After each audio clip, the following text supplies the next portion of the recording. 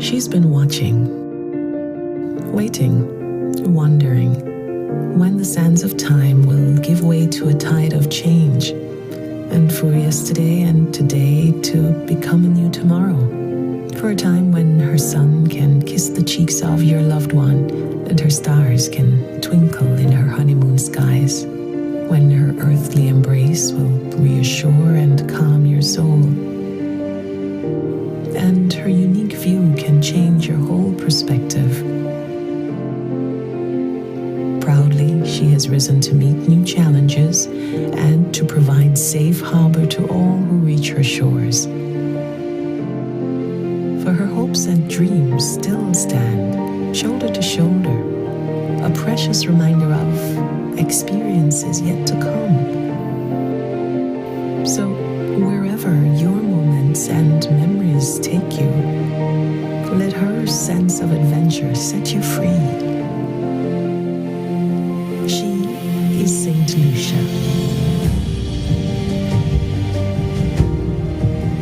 Let her inspire you.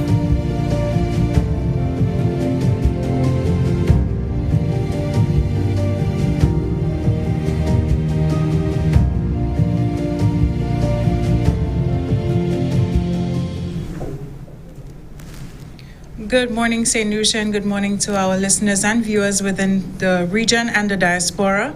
My name is Doreen Georges, and today we're here for the grant agreement signing ceremony for Village Tourism Incorporated, VTI, and this is an initiative between the Government of Saint Lucia and the CARICOM Development Fund. With me in studio is Prime Minister and Minister for Finance, Economic Growth, Job Creation, External Affairs and the Public Service, Honorable Alan Chastney, Minister for Tourism, Information and Broadcasting, Culture and Creative Industries, Honorable Dominic Fede, Permanent Secretary in the Department of Tourism, Mrs. Donalyn Vite, Acting Permanent Secretary in the Ministry of Finance, Ms. Esther Rigobert, Chief Executive Officer of the CARICOM Development Fund, Mr. Rodinald Sommer, Ambassador for St. Lucia to CARICOM, Her Excellency Elma Jean Isaac, Managing Director at the St. Lucia Development Bank, Mr. Vincent Boland, and the Project Manager for Village Tourism Incorporated, Ms. Claudia Belma.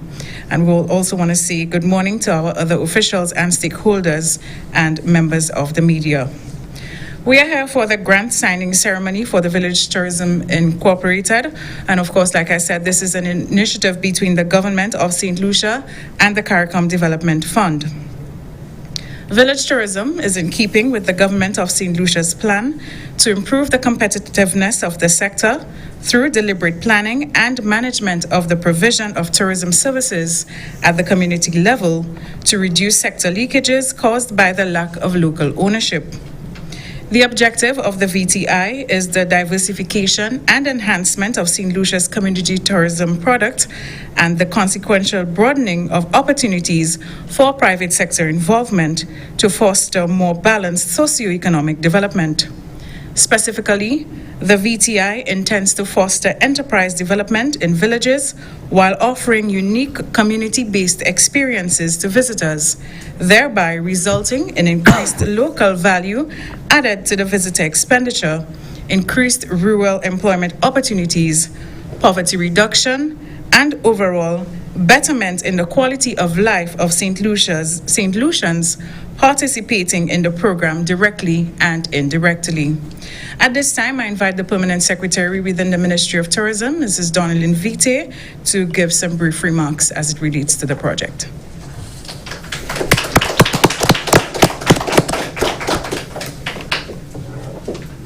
Thank you very much, Doreen. Thank you, and I beg to adopt the protocol already established. I'm smiling because this has been a long journey, a very long journey. For many years, the Ministry of Tourism has had at its fore the objective to ensure local inclusion, inclusiveness, and ownership of the tourism sector. And we know one of the major ways to own the tourism sector is to own accommodation and to own places that visitors eat, which is food and beverage. So I say so and I see smiles from our head table because, yes, it's a long journey.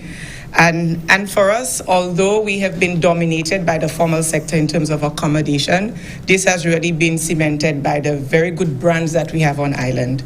And with that branding, village tourism is the answer for us to ensure local communication, local ownership, by ensuring brand development and using a brand that has international reach, like some of the brands we have in Saint Lucia. And so it will seek to develop this brand that will be able to galvanize many Saint Lucians coming on, not having that much of an arduous task to be able to market the accommodation product.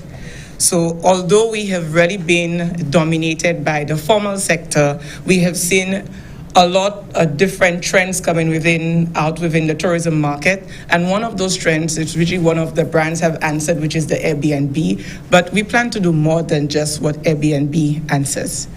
We plan to use the spirit of enterprise and entrepreneurship to be able to provide the opportunity for St. Lucians to own.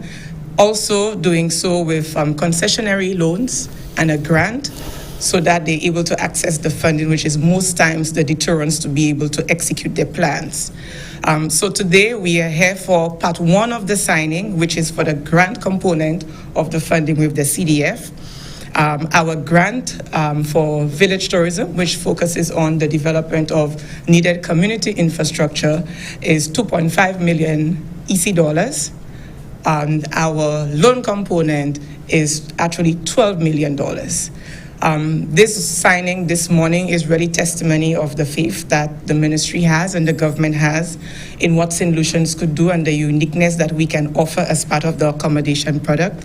And we are really eager to roll this out and using the downtime of COVID and its impacts to be able to provide the environment for the development of these accommodation, restaurants and bars, so that once we over the hurdle of COVID, that St. Lucians can now rejoice again and really get the sort of visitorship that we had prior to COVID.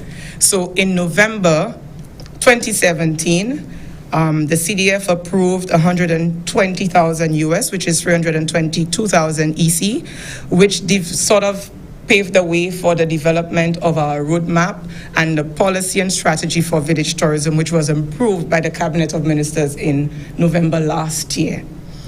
Notwithstanding, we're pushing through, and this signing today will really precede another signing, and we will be here in the next coming weeks to sign again $12 million, which will provide for many St. Lucians to own and command the village tourism brand as part of this sector offering.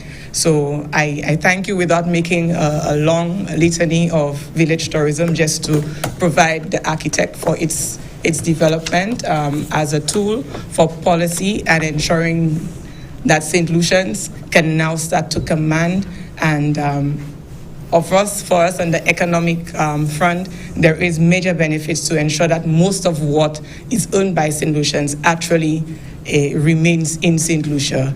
Out of the heels of our TSA, I'm sure Minister will definitely bring that to the fore and speak about it. We definitely know that our ministry needs to focus on ways that we can retain some of the revenue generated from tourism in St. Lucia. So this is one of the major ways for us doing that, and I thank the CDF for being here to put pen to paper so that we can start to implement. So thank you, everybody, and village tourism, hooray.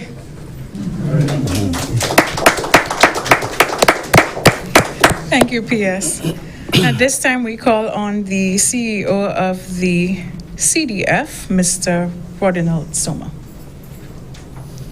Thank you, Mistress of Ceremonies. Good morning, everyone, and to our listeners and viewers.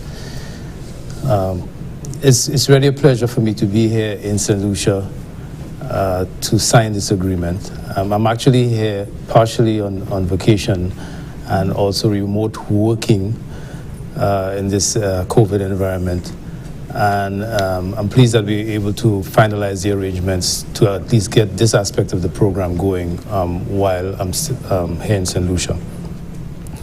As was mentioned, village tourism has been a long time in coming in terms of actually developing, allocating resources towards implementation of the program. When I first had the discussion with Prime Minister Chasney about St. Lucia's second country assistance program with the CDF, and our second cycle runs from 2015 to 2020. We got an extension by the heads of government recently to the middle of 2021. At that initial discussion, we agreed that it really makes sense for us to focus the limited resources in one key area. And it was logical that that should be tourism. We discussed the idea of village tourism. I know the Prime Minister was very anxious at the time to virtually run with it. But we said that, why don't we work with you to help you to develop it conceptually so that we could be clear as to exactly what direction it should take, the institutional arrangements. And if you have that plan and that roadmap, it gives you a basis for mobilizing resources from other partners, not just from the CDF, but CDF would be happy to work with the government to help you to develop this and to anchor it. And this is what the grant this morning that we're going to sign will allow us to do. Because as was mentioned, while of course it is a novel idea and a very exciting idea to have entrepreneurs and communities develop tourism products and services to offer guests, you need to ensure that the quality of the product in the communities themselves is up to mark. So which is why I think the infrastructure development component of the grant facility is critical for us to get going as quickly as possible. So this grant is going to allow us to address critical infrastructure upgrades in the disadvantaged communities that have been targeted, as well as improve service excellence, because there's also a human capacity development component of the grant. The loan agreement has been approved by the Board of Directors of the CDF. We just have to finalize some administrative details with respect to the start date. And once that is done, we'll be ready to sign. So these go hand in hand, because you develop the product at the community level, but you also need to develop the capacity to provide the services to drive the primary tourism numbers. And this is what I think is unique and interesting about this program. Community tourism has been in existence for a while, but what village tourism is going to do is going to generate primary tourism activity in the communities so that you will have a greater multiplier effect, because you will have all of the rounds of expenditure that come from the primary expenditure in accommodations and restaurants flowing through the communities. And I think this is what is different about this model and what makes it really exciting for the CDF to be a part of this process. At a broader level, just to indicate what the CDF's mandate is to address disadvantaged circumstances of particularly the LDCs in CARICOM, of which St. Lucia is clearly one. Disadvantage at the level of the country, its regions and communities, and its sectors.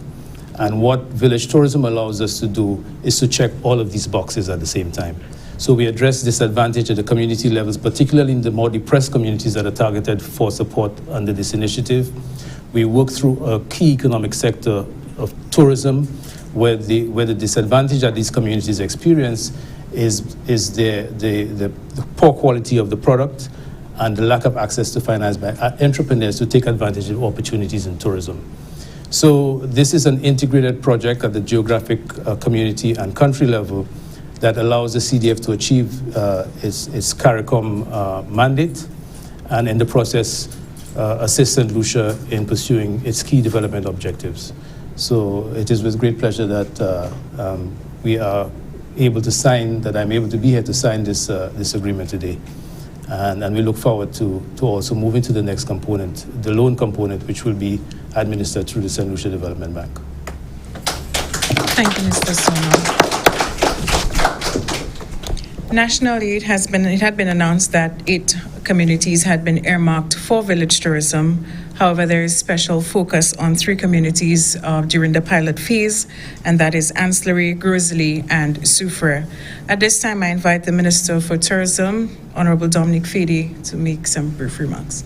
Thank you, Joreen. Just before I do so, let me first of all recognize our Prime Minister, Honorable Alan Chasney, who's also the MP for Maygood South. I want to also recognize an old friend who is no stranger to tourism. He was the previous executive director for the Saint Lucia Hotel and Tourism Association. Now he's the CEO of the CDF, Mr. Roddy Nolsuma.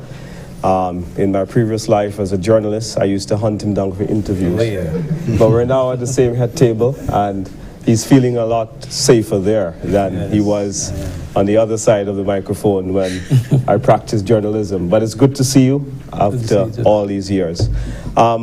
Today is a very special day for me.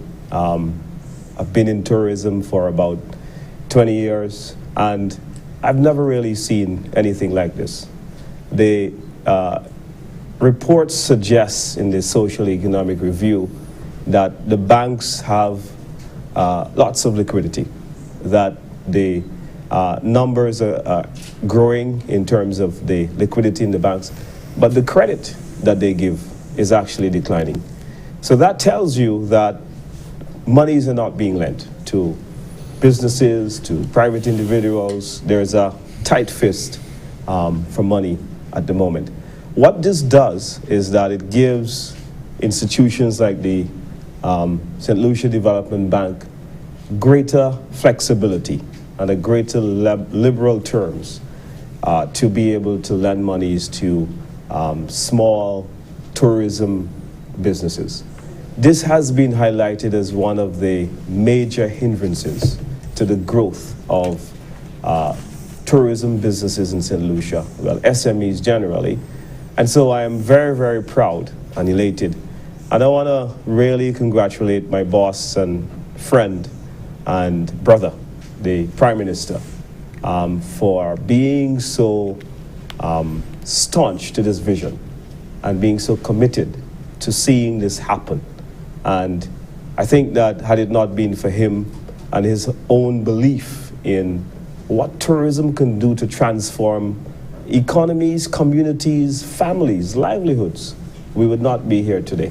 And it's taken us a long time. As the PS said, it's been a long time coming. And I think it really, sir, is due to your own passion, commitment to this whole exercise. So I want to congratulate you for such stellar leadership. And I ask the crowd to join me in.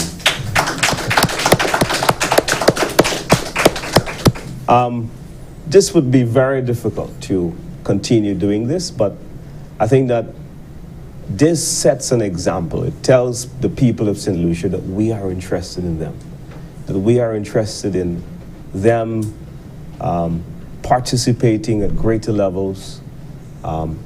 We are interested in greater levels of inclusion within the tourism sector so that they can now become owners and entrepreneurs within the industry at a greater level than they're doing now. There's some work that we will have to do. I know that the Prime Minister supports the position for us to go and change the legislation, where in the Tourism Incentive Act, it describes a hotel and who can get incentives. You have to have 6 rooms. And now we're removing that 6-room requirement. So not only are we improving the credit sector, but we're also improving the legal framework by which tourism enterprises can thrive. And that's also a significant step in that regard as we seek to advance and bolster more tourism businesses. You're going to have destinations like ancillary. Now I know you know the bias in my voice, but you're going to have villages like Canaries and Grosley and towns like Soufrière that they're already destinations, but places like Micoud and Dennery are now going to be great tourism districts. And this is what today is all about. It's including more communities, more families, more people into what we're doing. There's going to be a structure to give technical assistance.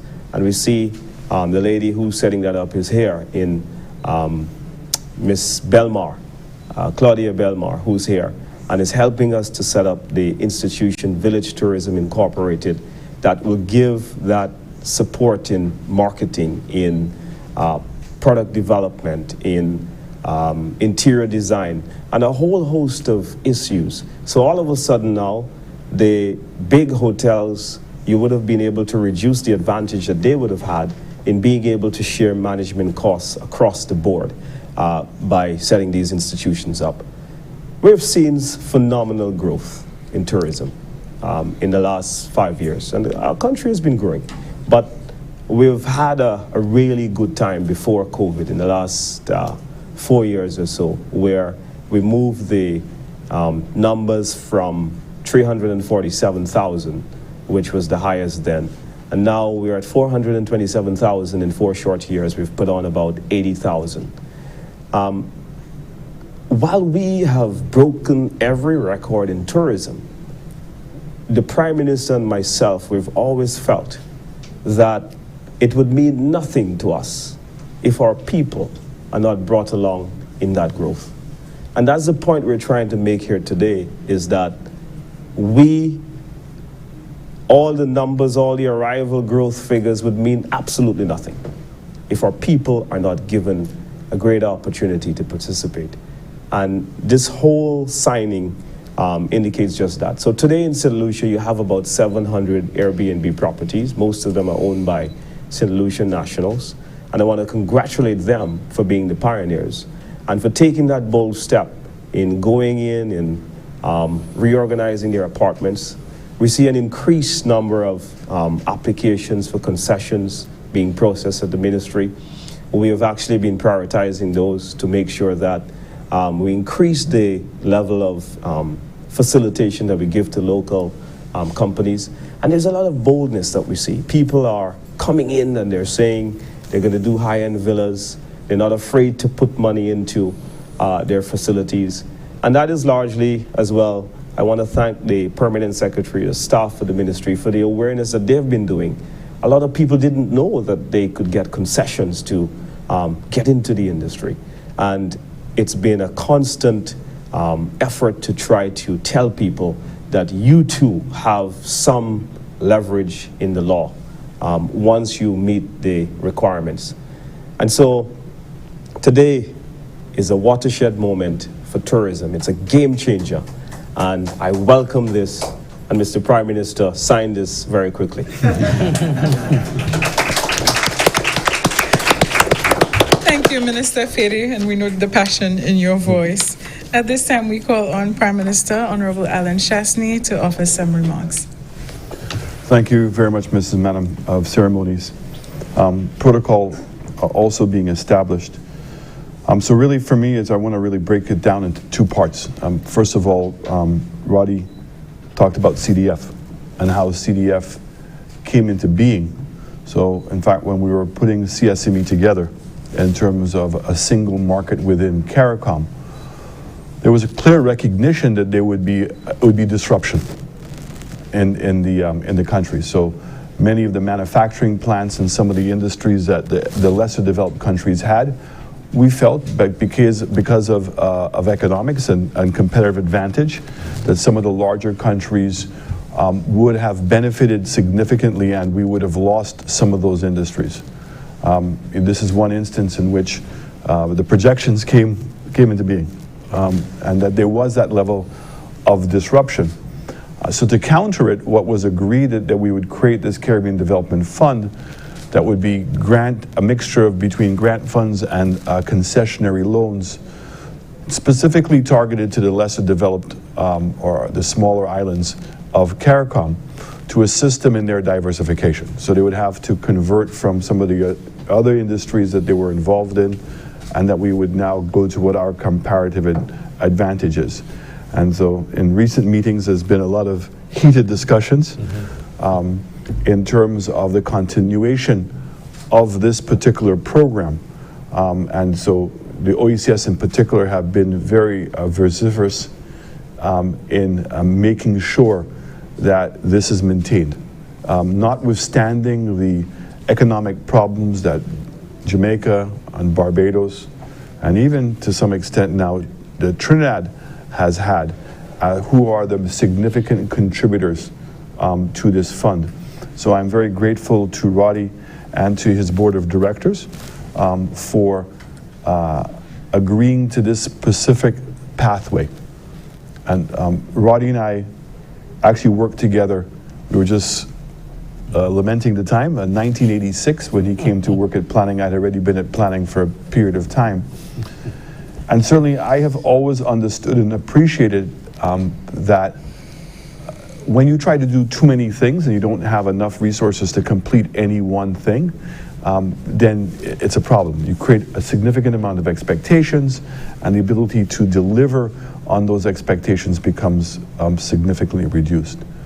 So I want to say that from the onset of coming into office in June of 2016, that it has been a very critical policy position of my government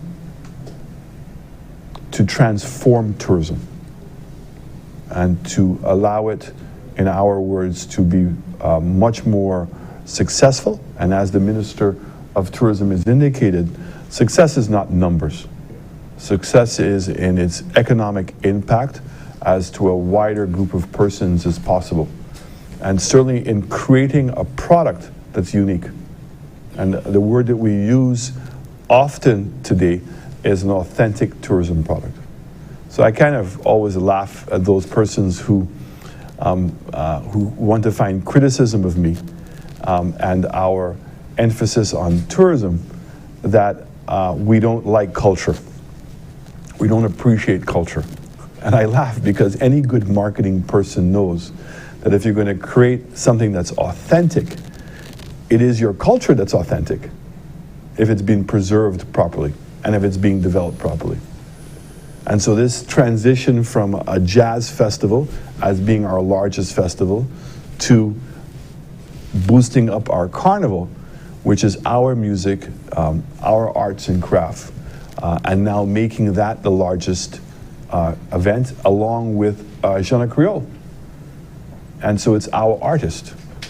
So the Jazz Festival was simply a stepping stone to show us that we can put on a world-class event in Saint Lucia.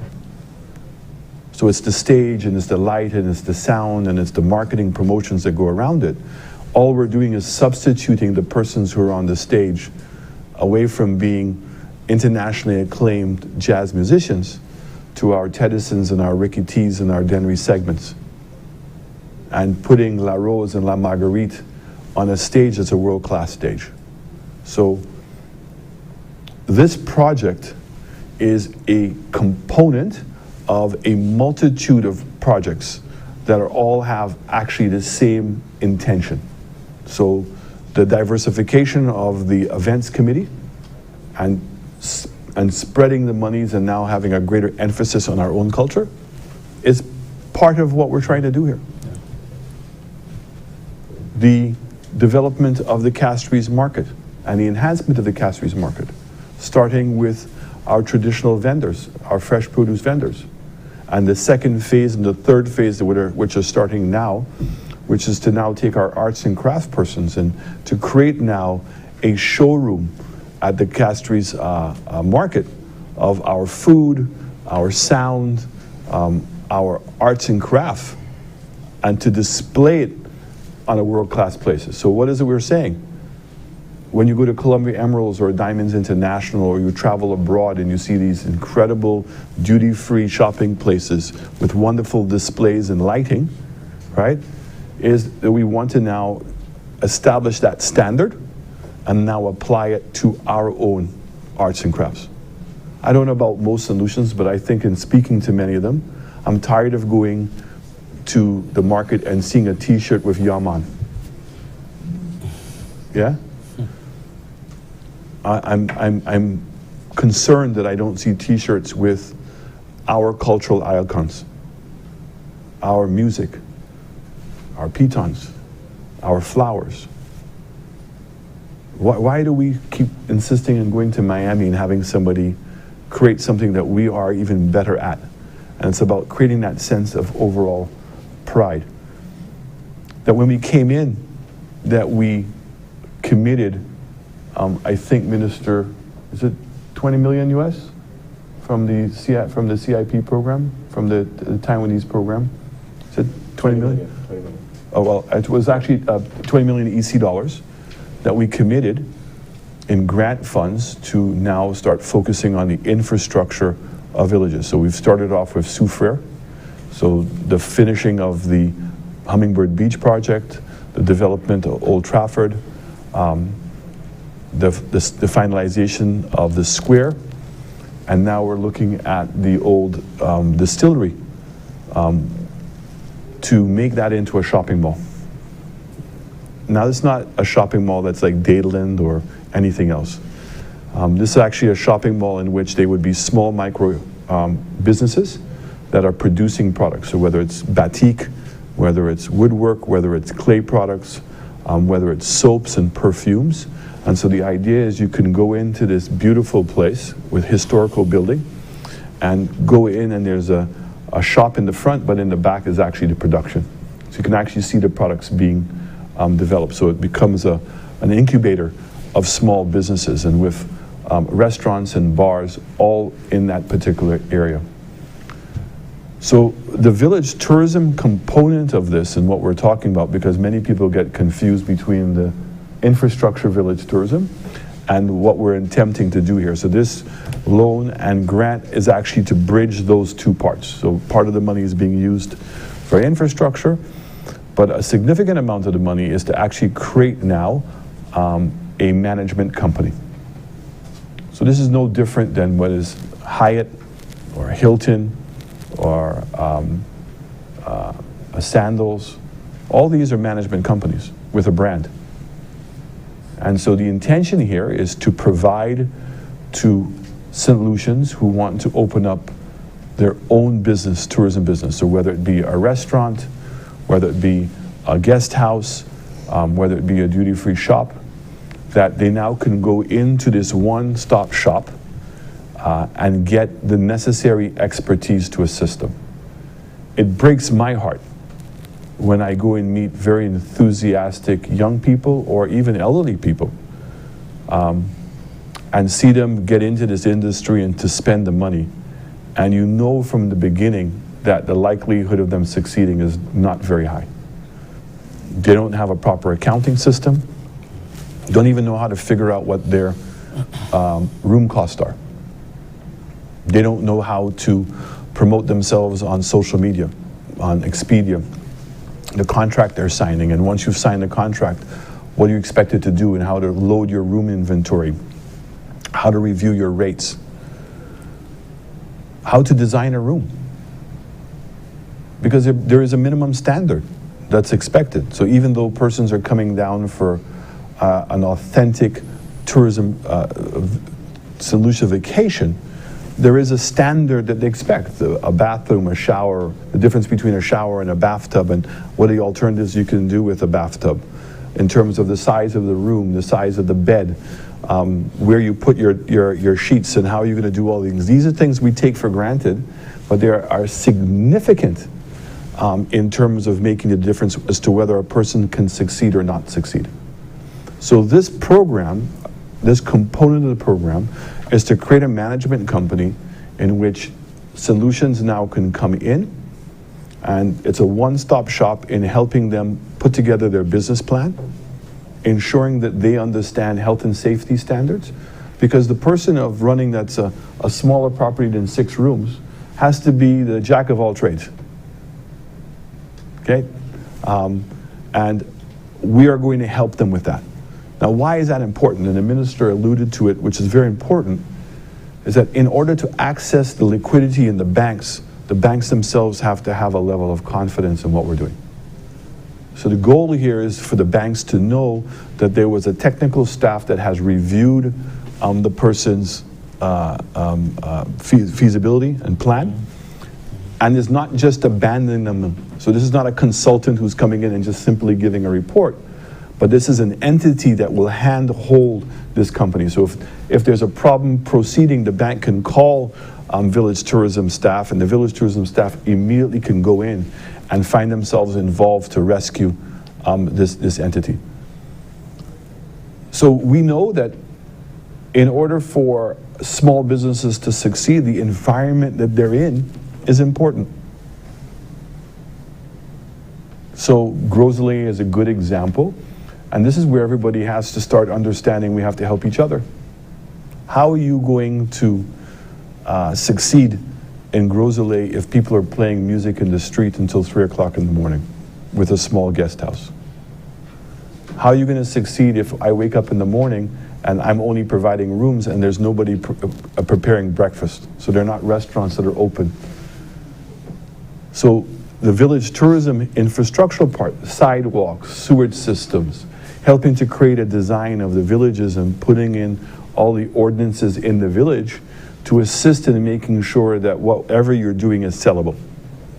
And the granddaddy of this is really going to be Sandy Beach, where the government is now taking 100 acres of land that's behind the concrete road, subdividing it, putting in sewage systems, water systems, etc., putting in all the requisite incentives to make it very conducive for persons to build small businesses.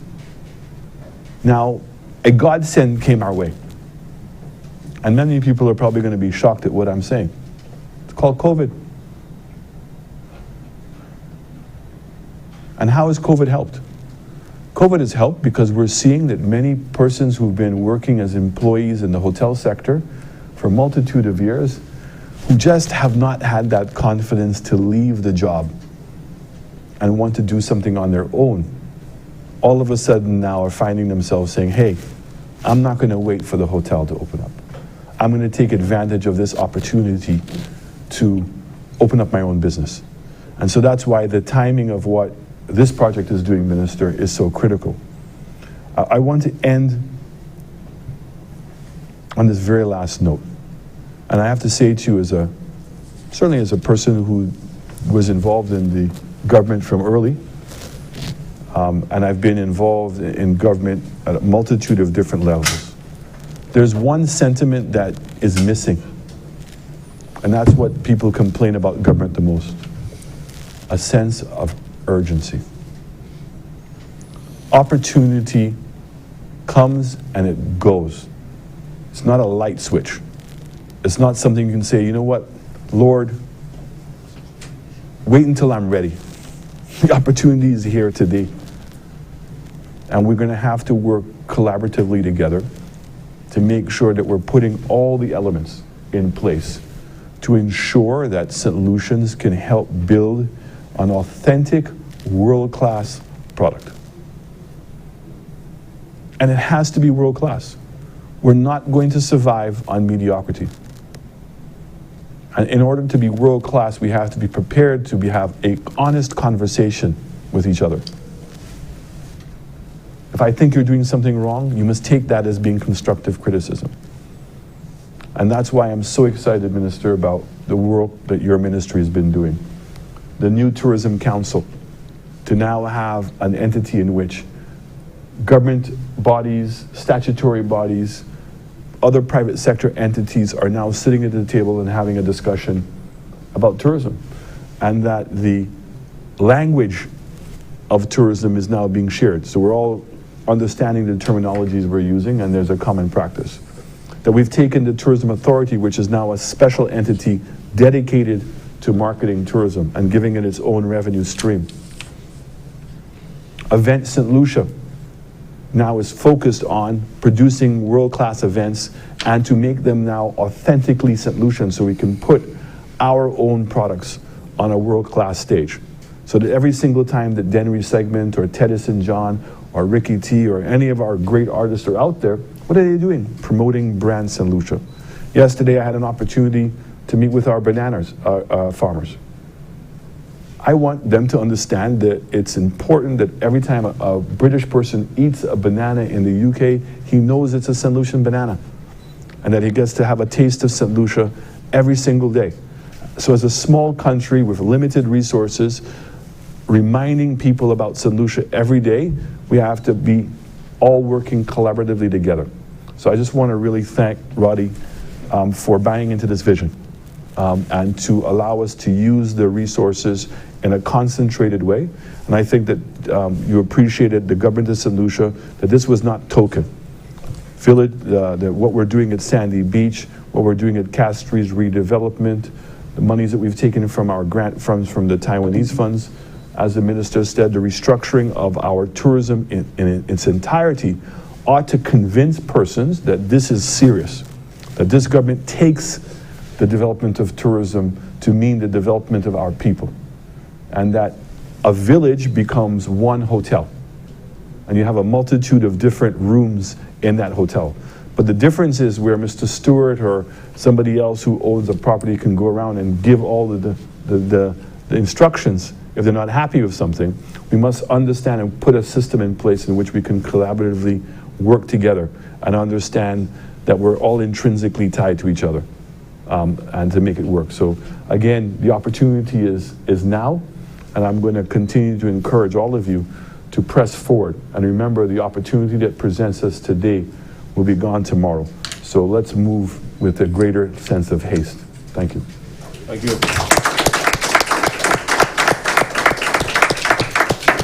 Thank you, Honorable Prime Minister. Visiting journalists from key source markets who have been accommodated by the Saint Lucia Tourism Authority have continuously told the story of village tourism to their audience, whether it be our authentic culinary experiences, romance, highlighting our adventure or hidden gems. They continue to tell these stories as they too have also experienced the villages, especially those earmarked for village tourism. So to even empower them to tell much of a greater story, we now invite those at the head table to affix signature to the documents so that we can go out now into the markets and tell even more of that story.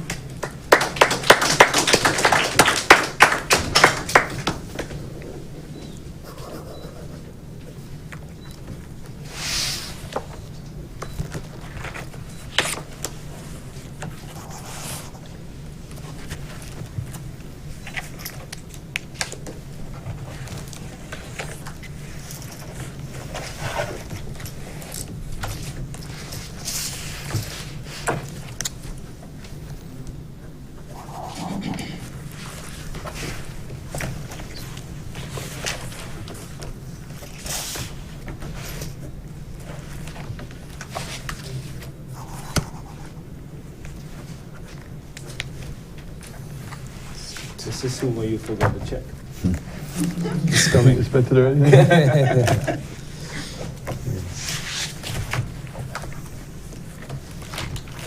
Thank you. So we need to do the exchange on this. Okay. We're doing the whole big folder? You want to do this the folder? It's up to you. I think we should just do one.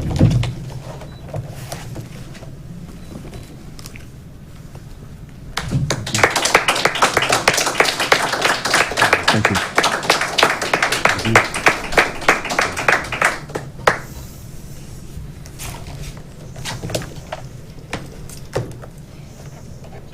So, if you don't mind, I'll keep these. No problem.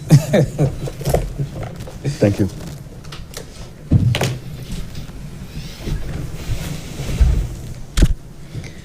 Thank you very much. And now we officially have signature to these documents. PM, I noticed you were smiling gently as if to say, finally.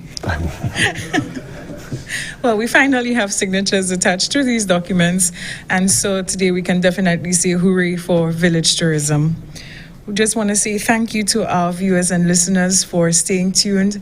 And thank you to everyone in the audience for joining us.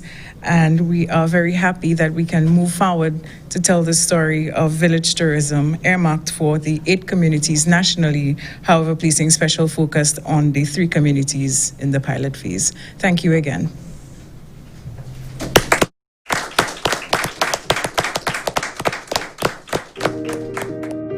She's been watching, waiting, wondering when the sands of time will give way to a tide of change, and for yesterday and today to become a new tomorrow, for a time when her sun can kiss the cheeks of your loved one and her stars can twinkle in her honeymoon skies, when her earthly embrace will reassure and calm your soul, and her unique view can change.